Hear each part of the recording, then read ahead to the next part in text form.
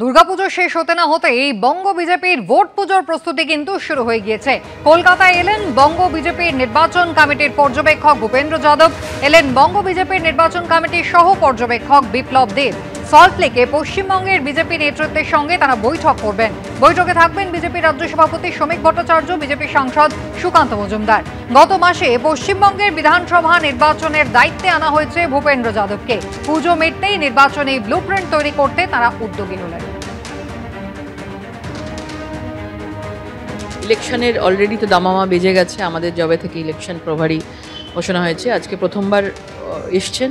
বাংলার মানুষ জানে, বাংলার মানুষ গুরুত্ব দিতে চায় করাপশন, মহিলাদের ওপর অত্যাচার, যেভাবে একদিনের বৃষ্টিতে পুরো কলকাতা পুরো মানুষ মারা গেল, 8 জন মানুষ মারা গেল, যে কি অবস্থা।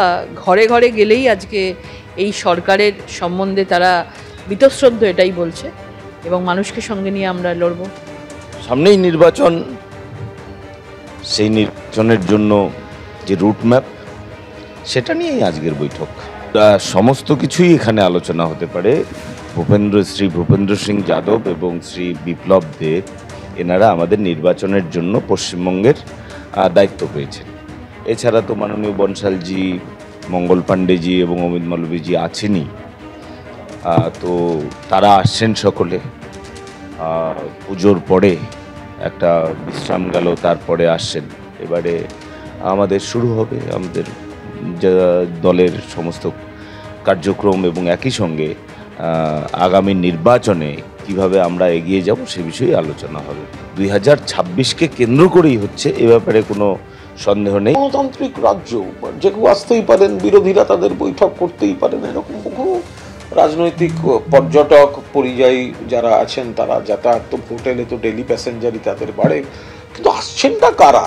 বিপ্লব দেব ত্রিপুরায় উনি মুখ্যমন্ত্রী ছিলেন, ওনার পার্টি ওকে সরিয়ে দিয়েছে, ফুলটাম মুখ্যমন্ত্রী নন, সরিয়ে দিয়েছে। তো ফলে যাকে বলা হয় বিগ ফ্লপ দেব, যার সময় বিরোধীদের উপর সন্ত্রাস, তৃণমূলের উপর সন্ত্রাস করলে যেন বিজেপি কর্মীরা অ্যাওয়ার্ড পাচ্ছিলেন, যাকে সরিয়ে দিতে হয়েছে নিজের দলের আপত্তিতে, তাকে পাঠিয়েছে পশ্চিমবঙ্গে।